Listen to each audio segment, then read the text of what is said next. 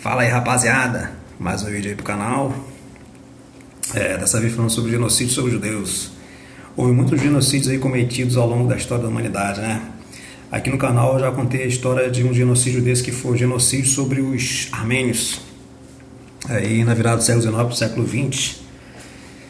Um vídeo que ficou bem interessante também. E depois falei sobre, tentando explicar um pouquinho por que os armênios entraram em guerra mais recentemente aí, né?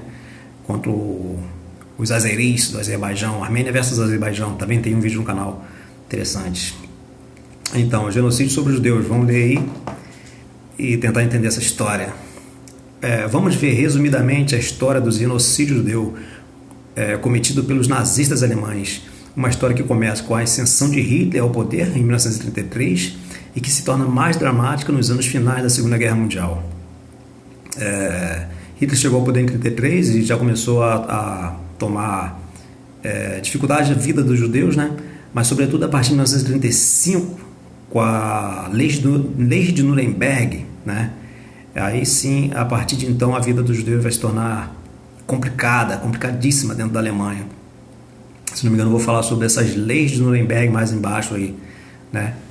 Que, por exemplo, proibiu os judeus de ocuparem cargos públicos dentro da Alemanha, proibiu os judeus de se casarem com os alemães e tal, né? Esse tipo de coisa assim. Então, totalitarismo nazista. A Alemanha nazista consistia em um regime no qual o Estado tem plenos poderes e seu líder máximo, no caso Hitler, era tido como alguém sublime, de grandes talentos e capacidades, a melhor pessoa e a mais capacitada para conduzir a nação rumo ao futuro glorioso. Na realidade, Hitler estabeleceu que o partido nazista seria o único dentro do país. E ainda em 1934, promoveu ataques violentos contra seus adversários políticos, de modo a intimidá-los. O uso da violência, né, como método político. Então, a censura era prática comum dentro do regime hitlerista. A censura e a violência, como eu acabei de falar, né? No entanto, a propaganda política era tão fundamental quanto a censura, né? Estamos aqui na leitura, ó. Por meio do terror e da propaganda, os cidadãos deixavam de criticar o governo e passavam a olhar as ações do Estado com admiração.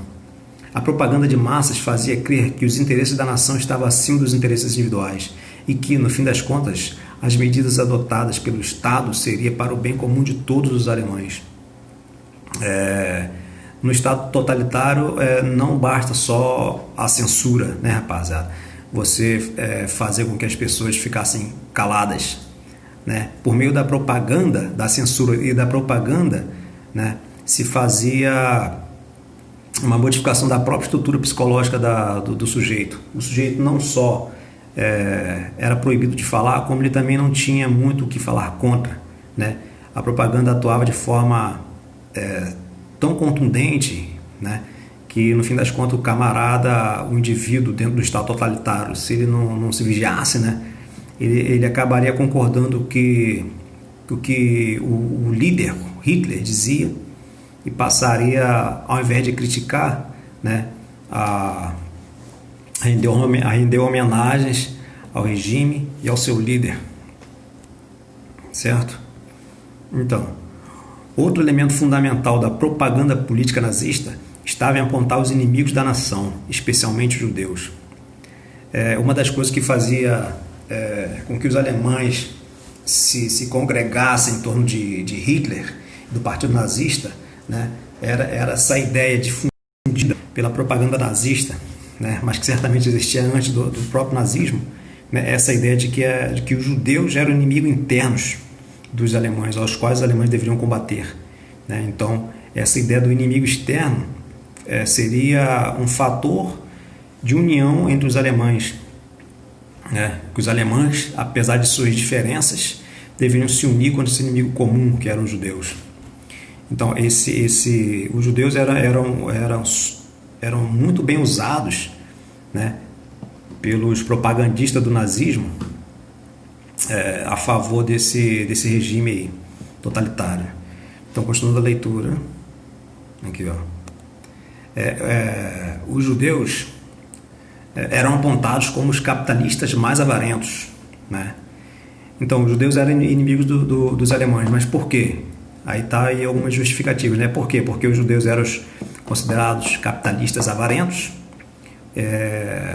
corruptos e ambiciosos. Diziam que os judeus controlavam boa parte da economia mundial e tinham sido responsáveis pelo fracasso da Alemanha na Primeira Guerra Mundial. Isso aqui então é fundamental, né?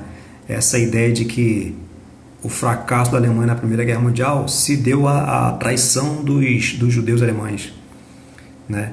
E os judeus alemães teriam até culpa, né, na imposição do Tratado de Versalhes, que Hitler dizia que era o ditado de Versalhes, né? O humilhante Tratado de Versalhes.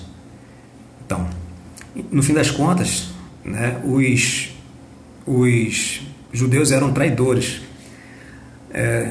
Também foram culpados pelo desemprego e pela crise econômica que castigou a Alemanha na década de 1920 e início da década de 1930. A inflação, o desemprego, né, a crise de abastecimento, tudo isso era atribuído aos judeus. Os judeus seriam os culpados. Também eram acusados de ser os criadores do comunismo, essa praga destinada a acabar com os governos nacionais da Europa. Ou seja, um verdadeiro bode expiatório, né? Criadores, inclusive, do comunismo, vejam só. Nesse sentido, os alemães eram apontados como os grandes inimigos internos da nação, uma raça maldita que contaminava o povo ariano e que deveria ser, se possível, eliminada de qualquer pedaço de terra que estivesse sob controle alemão. Ideia defendida por Hitler lá no seu livro, né, Minha Luta, Mein Kampf, que ele escreveu ainda enquanto estava na prisão, depois da tentativa de golpe que ele deu lá, depois da Primeira Guerra Mundial, na década de 20, né, em Munique. Push de Munique. Hitler, que foi um soldado condecorado na Primeira Guerra Mundial e tal, né? Então, de fato, boa parte da população alemã aderiu ao nazismo, o que é um fato surpreendente. Muitos estudiosos dizem que a propaganda nazista encontrou terreno fértil, manipulando desejos, ódios e preconceitos que já estavam presentes entre o povo alemão da época.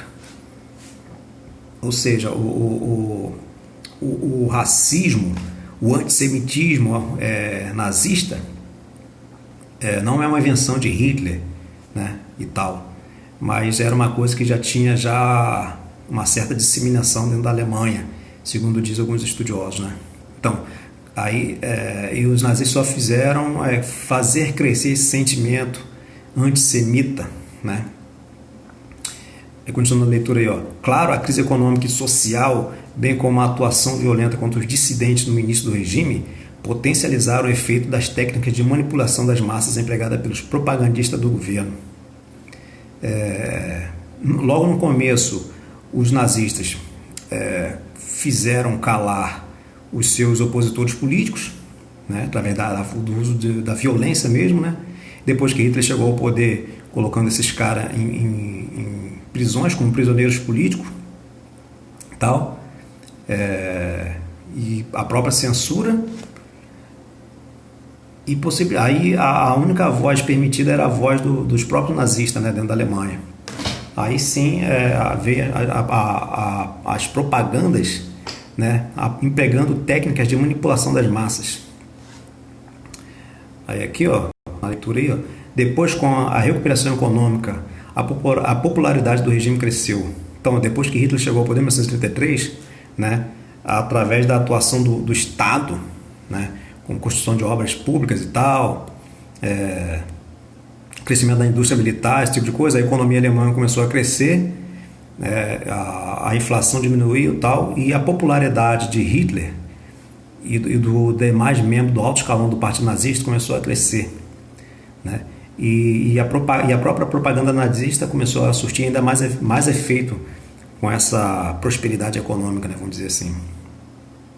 Então, uma série de fatores aí está tornando possível o aparecimento desse regime totalitário. Então, continuando aí, ó. A propaganda era veiculada por meios de jornais, cartazes, panfletos, rádio, cinema, etc. Né? Apertar um pau, tomar água aqui. Então, esses eram os meios utilizados pelos propagandistas nazistas para fazer difundir suas ideias. Né? Toda vez que você ia no cinema lá na Alemanha, antes do filme que você quisesse assistir, tinha um filmezinho pequeno, né, que era de propaganda do governo.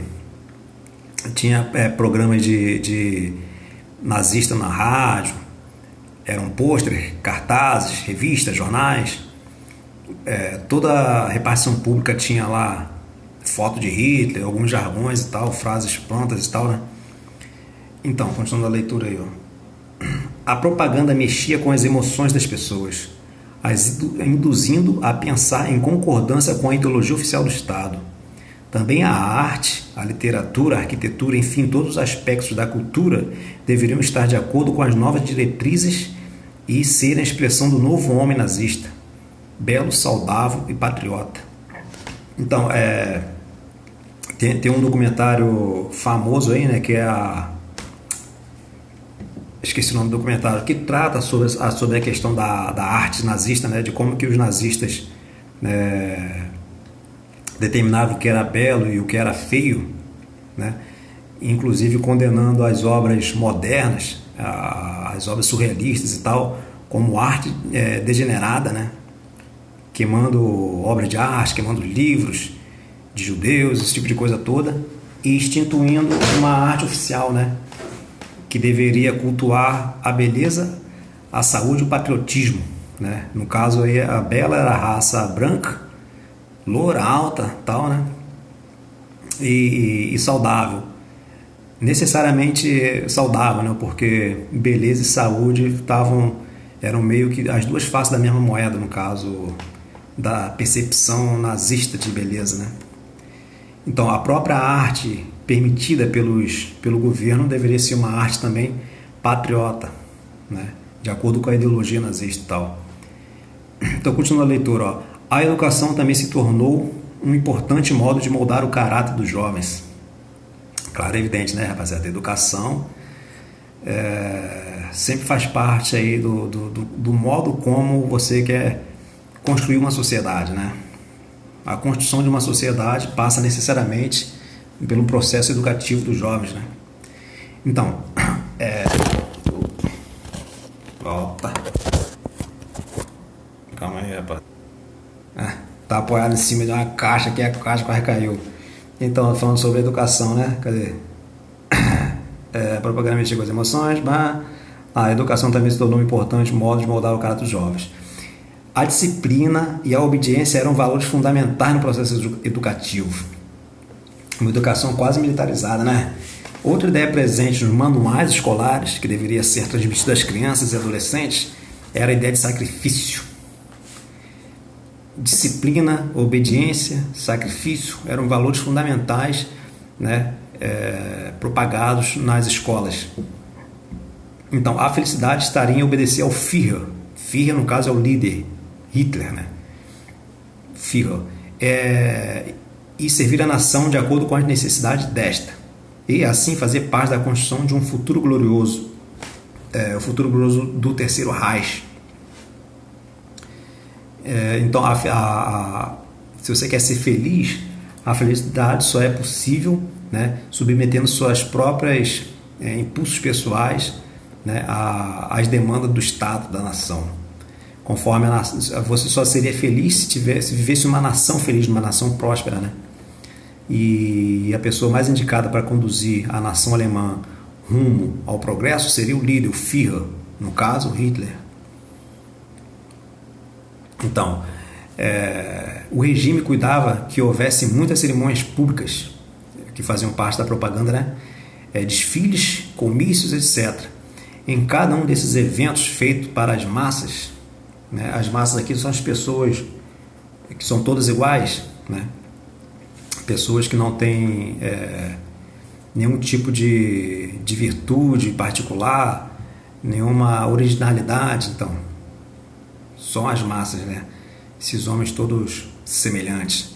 Então, em cada um desses eventos feitos para essas massas, tudo era cuidadosamente pensado, tal como uma grande apresentação teatral, que deveria mexer com as emoções das pessoas e fazê-las sentir um sentimento de comunhão quase religiosa com seu líder, com seu Führer. Então, o totalitarismo não é propriamente racional, né? Ele é muito emocional. Então, de fato, um regime totalitarista tem a pretensão de controlar as pessoas a nível psicológico, a tal ponto que cada membro da sociedade possa se tornar algo como um agente nazista, tão imbuído daquela ideologia que se sentiria na obrigação moral de denunciar os membros da sua própria família por desobediência e traição, se assim fosse necessário, né? Num regime totalitarista, se você por acaso fosse alguém que fosse contra o regime, você não poderia falar isso em qualquer lugar, porque de repente um amigo seu, o seu irmão, o seu pai poderia ser aquele cara que ia te denunciar para o governo, né? E ele certamente faria isso até com certo orgulho, né? Em nome da nação e tal, de tão imbuído que ele está da ideologia nazista, né?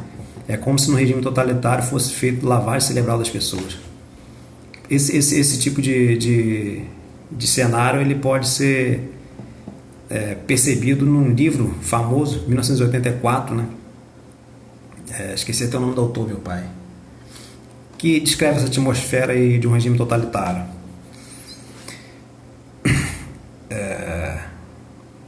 Então, a ideia de dever para com a nação, né, era muito importante para o regime nazista. Nesse sentido, era um dever de um bom cidadão, por exemplo, denunciar às autoridades competentes qualquer grupo ou pessoa que trame contra o Führer ou que vá contra as diretrizes do partido. É um estado policial completo, né, gente? O estado totalitário, tal como o nazista ou soviético, que o regime soviético de Stalin também era um estado totalitário, né, controlava não só a vida pública, mas também a vida privada dos cidadãos. É um estado policial, né? Aqui, ó, essa aqui é uma imagem de um desfile, né, público, devidamente organizado, ó, com bastante bandeiras ostentando a suástica nazista, né? E tem aqui essa legendazinha aqui, ó, que eu tirei do livro didático que eu tenho aqui em casa, um livro famoso aí, que eu infelizmente não botei aqui embaixo o nome, mas que já usei em outros vídeos, que aí está dizendo o seguinte, ó: segundo algumas interpretações, o símbolo da suástica, que é essa estrela, cruz maltada, que se fala, é uma espécie de cruz em movimento, sugeria a energia, a luz, o caminho da perfeição.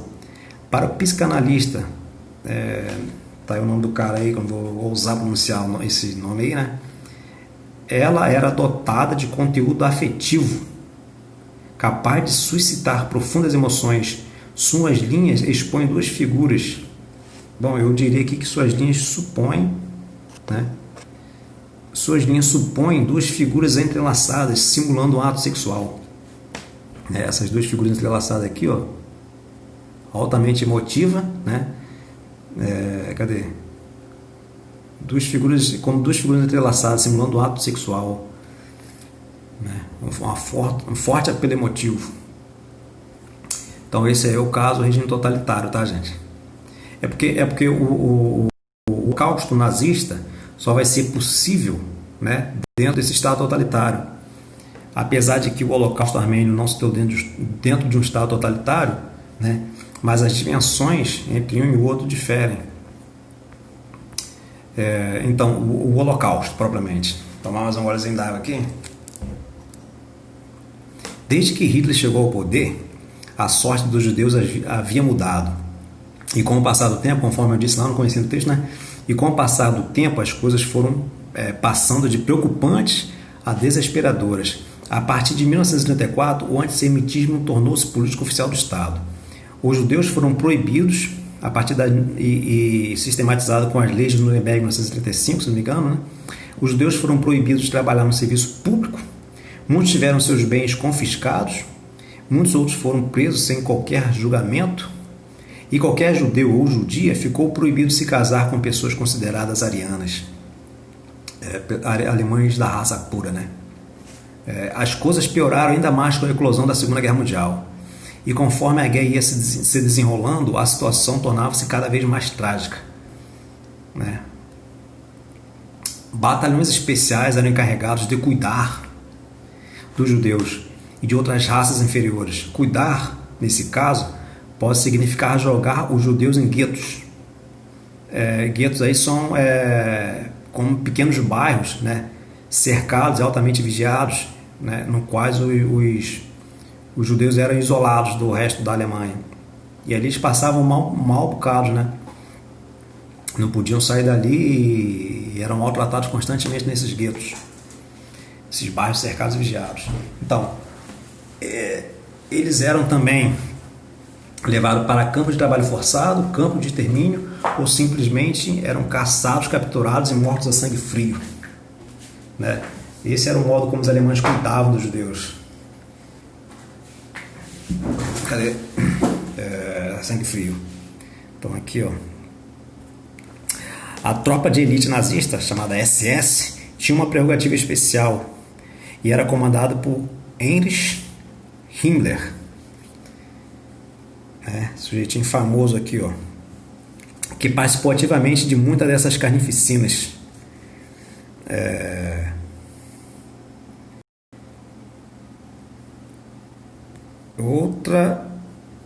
Outra instituição também encarregada de tais assuntos foi a Gestapo, a polícia secreta.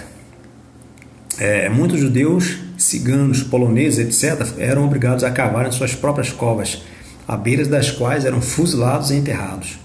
Muitos, inclusive, enterrados ainda vivos. Então, essas tropas da SS aí, né, junto com membros da Gestapo, faziam todas essas atrocidades aí contra os judeus, não só na Alemanha, mas também na chamada Tchecoslováquia, né, e na Polônia e tal. Na Polônia, então, o negócio foi trágico. Foi na Polônia implantados os principais campos de extermínio e de concentração. Inclusive os próprios membros do exército que estavam na Segunda Guerra Mundial nessa época, né, questionavam se era necessário tanta violência, tanta atrocidade que era cometida por essa tropa especial nazista aí. Então, vamos na leitura aí, ó. Normalmente eram obrigados a cavar grandes valas, né? Então, os nazistas obrigavam os judeus a cavar grandes valas, suas próprias covas, né, à beira das quais eram fuzilados e enterrados. Já repetindo o negócio, né, rapaziada? Então, onde os corpos eram apilhados e depois enterrados. Membros da SS também praticavam muitas execuções públicas, nas ruas ou até mesmo em praças, de crianças, mulheres, idosos e tal. Enforcamento, fuzilamento, seja lá o que for. Seja de judeus, seja de poloneses, independente de serem idosos, mulheres ou crianças. Só abrindo um parênteses aqui também que os nazistas eliminavam não só judeus, poloneses, conforme havia dito, mas também ciganos. E as primeiras vítimas do totalitarismo nazista foram os doentes mentais, deficientes físicos e aqueles considerados criminosos de alta periculosidade. Então, foram todos mortos, tá? Certamente, desde o começo da guerra, ou mesmo antes, estava nos planos de Hitler o extermínio dos judeus. Mas a decisão formal foi tomada na Conferência de Wannsee, realizada em janeiro de 1942. A partir dessa data aí que foi decidida a tal da solução final, né? Que a partir de então ficou decidida a solução final aqui, ó, para o problema judaico. A solução final seria o extermínio, né? Os nazistas não falavam abertamente extermínio, matar, né? Eles camuflavam esses termos. Exterminar aqui no caso era a solução final, né? Igual eu falei lá em cima, cuidar dos judeus é caçar e matar, né?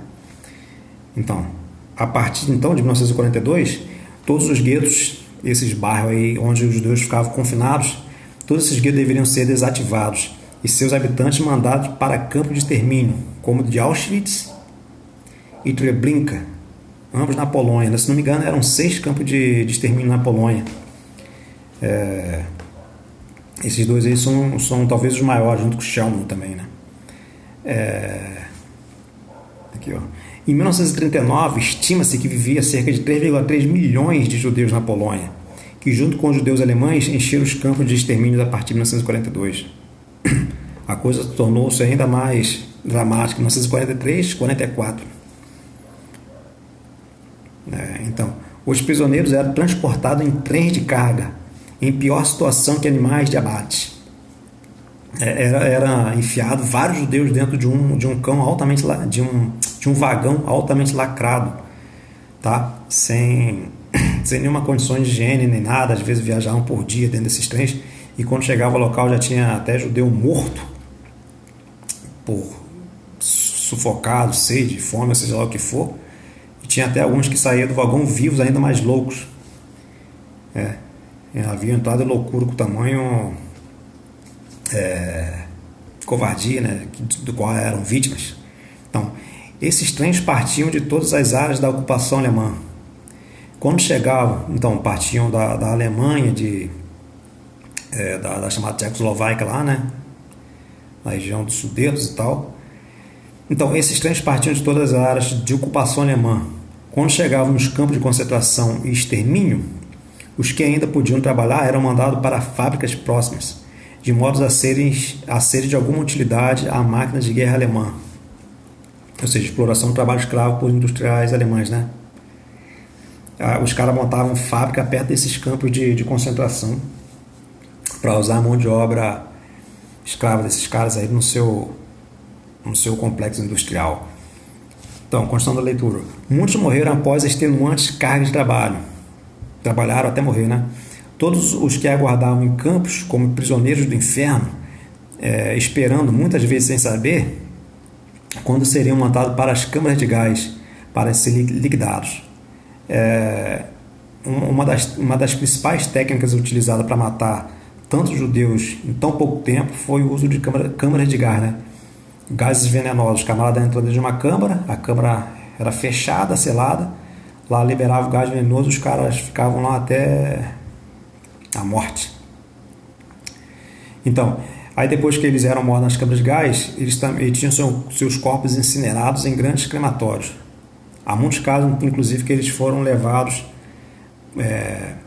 para esses máquinas incineradores ainda vivos, né? Foram queimados vivos.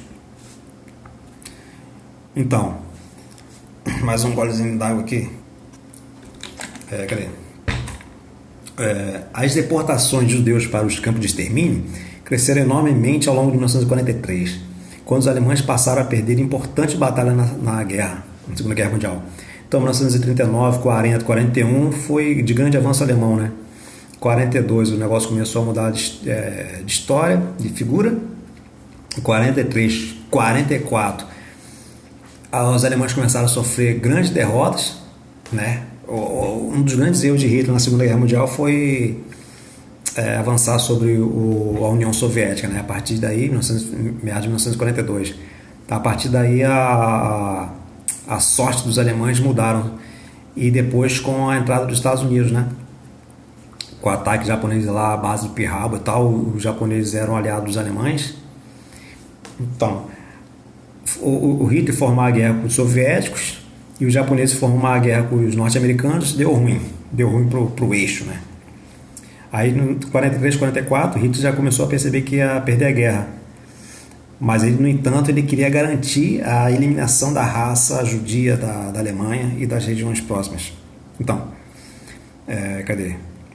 No final das contas, estima-se que 6 milhões de judeus foram exterminados nos campos organizados pelos alemães. 6 milhões é gente para Sarel, filho. Se você juntar os ciganos, os poloneses e tudo aí, dá cerca de 2 milhões de pessoas mortas, tá?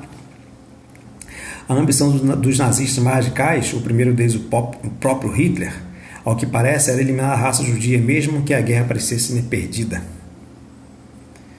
Quando o exército soviético alcançou o oeste da Polônia, porque, não sei se vocês se lembram, a Polônia foi dividida, né? Em 1939, a Alemanha invadiu a parte oeste da Polônia e a parte leste ficou sob o controle dos russos, num acordo entre Hitler e Stalin, né? Mas aí depois que a Alemanha entrou em guerra com a União Soviética, a União Soviética avançou sobre a parte oeste da Polônia, que estava sob ocupação alemã. E aí, conforme os soviéticos foram avançando, eles foram libertados dos campos de concentração. Isso entre 1944 e 1945. Aí então, né, finalzinho dessa primeira parte aí, ó, foram encontrados milhares de cadáveres e pouco mais de 500 mil sobreviventes. Milhões de cadáveres, né? Uma coisa absurda. Aí eu botei essa imagenzinha aqui, ó, de vários corpos, né? Isso tudo aqui é tudo corpo de judeu, ó. Muita coisa mesmo. Aqui, ó, a legenda: cadáveres amontoados no campo de concentração de Nordhausen. As imagens que chegaram dos campos de extermínio trouxeram à luz a atrocidade cometida pelos nazistas. Apesar de que os nazistas se preocupavam muito em esconder esse tipo de coisa, não, né? Foram cenas sinistras, bizarras, coisa macabra. Tem documentários aí na internet aí que mostram imagens reais e tal, caminhões carregando corpos, mó loucura, mano. Então, o julgamento de Nuremberg. Entre 22 de novembro de 1945 e 31 de agosto de 1946, foi organizado um tribunal internacional para o julgamento dos líderes nazistas capturados pelos aliados. Aliados que eu botei ali, né? Então, foi o famoso Tribunal de Nuremberg, no qual juízes soviéticos, ingleses, franceses e norte-americanos, presidido pelo britânico Geoffrey Lawless, condenaram 12 dos processos à forca. Se não me engano, eram 24 processados nessa primeira fase desse julgamento de Nuremberg, né? Desses 24, 12 foram condenados à pena de morte. Entre eles, o ministro das Relações Exteriores, von Ribbentrop, que foi o cara que foi enviado à União Soviética lá para tratar com Stalin. Na verdade, o ministro de Stalin, a divisão da Polônia, né?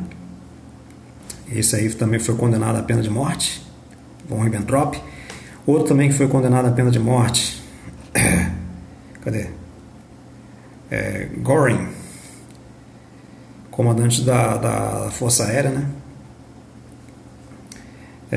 O segundo na hierarquia do Reich. Göring conseguiu cometer suicídio tomando veneno enquanto ainda estava na cela. Esses daí foram esses 12 aí sofreram pena capital, pena por enforcamento. Teve uns aí que receberam a pena de prisão perpétua, uns pegaram 10 anos de prisão, outros 5. Inclusive um grande industrial lá, não sei quem, Krupp, né, que fez uso do trabalho escravo nas suas indústrias, né, também foi processado nessa época aí, só que pelo fato de ele estar com a saúde bem debilitada, o processo dele foi cancelado. Então, foram 24 processados, conforme eu disse, né? Pelo que esses nazistas foram processados? Por conspiração para cometer crimes contra a paz, ou seja, iniciar a guerra de forma deliberada, né? Também foram processados por crimes de guerra, sobretudo ataque contra civis, esse tipo de coisa assim. Crimes contra a humanidade, acusação e condenação que apareceu pela primeira vez na história, né? Sobretudo aí esse extermínio dos judeus aí, essa tentativa de extermínio dos judeus é um grande crime contra a humanidade, né?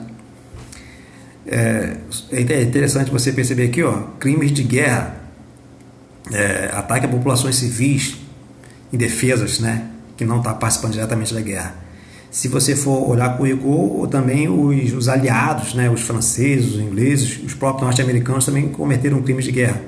Um grande exemplo disso seria as bombas de Hiroshima e Nagasaki, né, jogada pelos Estados Unidos no território japonês, sob a justificativa de forçar a rendição do Japão.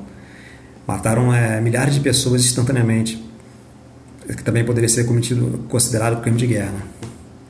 Mas como no caso é que os chefes do tribunal são os aliados, né? Então, nesse caso, esses crimes cometidos pelos aliados não estavam em julgamento. Só os crimes cometidos pelos nazistas.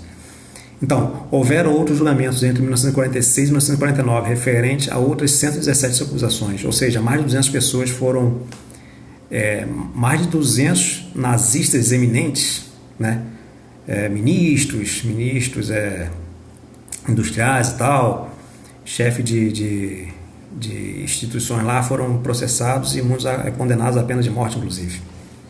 Aqui uma fotozinha pequena aqui, ó, de uma cena de um dos julgamentos de Nuremberg. Ó. Aqui são alguns condenados, né? Nessa primeira julgamento, esses 24 aí, né? Eita, tomar mais um golezinho d'água aqui. Então, a última parte do texto aí, né? Hannah Arendt e a banalidade do mal. Então, a gente viu aqui a questão do totalitarismo, né? Toda essa manipulação da população e tal. Depois a gente viu a questão do holocausto nazista, né? Como que tantos alemães colaboraram e permitiram e fecharam os olhos para uma atrocidade tão grande que estava acontecendo diante dos seus olhos, praticamente, né? Então, tentando responder um pouco essas questões aí, ó, Hannah Arendt e a banalidade do mal, o conceito que ela cunhou aí, ó. Então, o julgamento de Adolf Eichmann se deu já em território israelense em 1961, né? Depois do julgamento de Nuremberg e tal, passou um tempo, capturaram um membro do partido nazista chamado Adolf Eichmann, que estava aqui na Argentina, né, em Buenos Aires, e israelenses vieram aqui, raptaram o cara, levaram para Israel e lá fizeram o julgamento dele, em 1961. Então, Hannah Arendt acompanhou o julgamento na condição de correspondente da revista, né, The New Yorker. Eita! Na Casa de Justiça de Jerusalém, onde se deu o julgamento de Eichmann, todos esperavam ver a figura de um monstro. Pegaram Eichmann, levaram para lá e a foi para o dia do julgamento lá. Falei assim, vamos ver esse monstrão, esse sinistrão e tal do Eichmann, né? E assim como outros oficiais nazistas eram tidos como a encarnação do mal. Botei até o mal em letra maiúscula aqui, ó, né? Porque muita gente pensa o mal como uma coisa sobrenatural, né? O Satanás e tal, esse tipo de coisa assim. Então, Eichmann fora responsável pela organização burocrática das deportações de judeus para os campos de extermínio, né? Um oficial aqui que deveria fazer com que os judeus chegassem aos campos de extermínio, né? Basicamente. Foi ele que cuidou da logística que tornou possível que milhões de judeus fossem embarcados em vagões de trem. Esses caras eram transportados, sobretudo, em trens para os campos da morte. Mas o fato é que nos alerta Arendt, né? Tá aqui, ó, que Eichmann não se mostrou um sádico pervertido, um sujeito medonho que inspiraria medo ao ser visto ou ouvido. Ou seja, Hannah Arendt foi para o julgamento e ela também chegou a pensar que de repente era um monstro, que ela viria lá, um camarada sádico, pervertido, né? E tal, né? Mas pelo contrário, ele parecia um sujeito pacato. Esse Eichmann parecia um sujeito pacato, um homem banal, como um funcionário público qualquer, alguém que dizia não odiar os judeus, mas que era simplesmente o cumpridor de ordens, né? O camarada falou que não odiava os judeus. O serviço dele era só embarcar os caras e mandar, sabe-se lá para onde. Ele mesmo nunca tinha matado uns judeus com as próprias mãos, né? Segundo ele. Então, falar em banalidade do mal implica dizer que, a princípio, muitas pessoas comuns poderiam fazer a mesma coisa que Eichmann fez. E essas pessoas poderiam ser nossos conhecidos, nossos parentes ou até nós mesmos. Nas palavras de Arendt, o problema com Eichmann era exatamente que muitos eram como ele. E muitos não eram nem pervertidos nem sádicos, mas eram e ainda são terrível e assustadoramente normais. Isso que ela ficou admirada, né? Que Eichmann era como qualquer pessoa, um cidadão pacato, um cumpridor de ordens, um bom funcionário. Mas nem por isso ele poderia ser considerado inocente. Ele era um criminoso, um assassino. Mas o primeiro de seus crimes foi sua apatia, sua incapacidade de fazer um juízo crítico sobre suas próprias ações. Né? Isso aqui é a parte mais importante aqui do conceito da banalidade do mal. Banalidade do mal porque não é um mal sobrenatural, né? É um mal comum que pode atingir qualquer pessoa. Qualquer pessoa pode cometer esse tipo de atrocidade desde que ela, né, seja alguém incapaz de emitir juízos, de pensar, de refletir, né? Então, ele, Eichmann, se dizia um bom funcionário obediente e eficiente, cumpridor de ordens, mas lhe faltou empatia com suas vítimas. Faltou, ao que parece, a capacidade de se colocar no lugar do outro e a coragem de admitir que obedecer à ordem de Hitler era a mesma coisa que colaborar. Ele dizia, eu só estou obedecendo ordens. Eu não sou um criminoso, eu só estou obedecendo ordens. Mas ele não pôde perceber que a obediência dele era uma colaboração, cumplicidade, né? Eichmann deixou-se levar pelo totalitarismo e sua capacidade de desumanizar os indivíduos. O regime totalitário ele provoca essa desumanização, né? Dos indivíduos. O sujeito humano é marcado principalmente pela sua capacidade de pensar, né? De avaliar e de julgar.